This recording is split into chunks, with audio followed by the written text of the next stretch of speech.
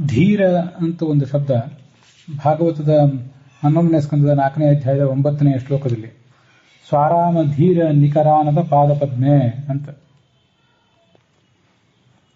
ಧೀರ ಅನ್ನುವ ಆ ಶಬ್ದಕ್ಕೆ ಅಲ್ಲಿ ಭಾಗವತ ಚಂದ್ರಿಕಾ ವ್ಯಾಖ್ಯಾನದಲ್ಲಿ ತಾಮ್ರಪರ್ಣಿ ಅನಂತೀರ್ಥಾಚಾರ್ಯರು ಧೀಷು ರತಾಹ, ಜ್ಞಾನದಲ್ಲೇ ಆಸಕ್ತರಾದವರು ಅನ್ನೋ ಅರ್ಥವನ್ನ ಹೇಳ್ತಾರೆ.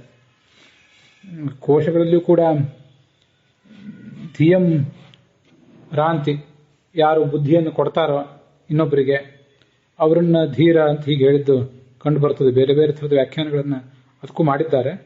ಇಂಥದೊಂದು ವ್ಯಾಖ್ಯಾನ ಆಧಾರ ಸಮೇತವಾಗಿ ಇದು ಕಂಡಿದ್ದರಿಂದ ಹೀಗೆ ಹೇಳಿದೆ.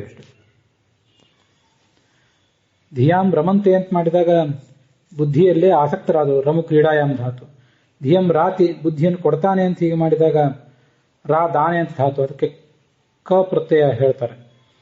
ಹೀಗೆ ಬೇರೆ ಬೇರೆ ಧಾತುಗಳಿಂದ ಅದನ್ನು ನಾವು ನಿಷ್ಪನ್ನ ಮಾಡ್ಕೋಬಹುದು. ಪಂಡಿತ ಜ್ಞಾನಿ ಅಂತ ಅರ್ಥ. ಇನ್ನೊಬ್ಬರಿಗೆ ಜ್ಞಾನವನ್ನು ಕೊಡ್ತಾನೆ, ತಾನೂ ಜ್ಞಾನದಲ್ಲಿ ಆಸಕ್ತನಾಗಿರ್ತಾನೆ ಅಂತ ಹೀಗೆ ಅದಕ್ಕೆ ನಾವು ಅರ್ಥ ತಿಳ್ಕೋಬಹುದು.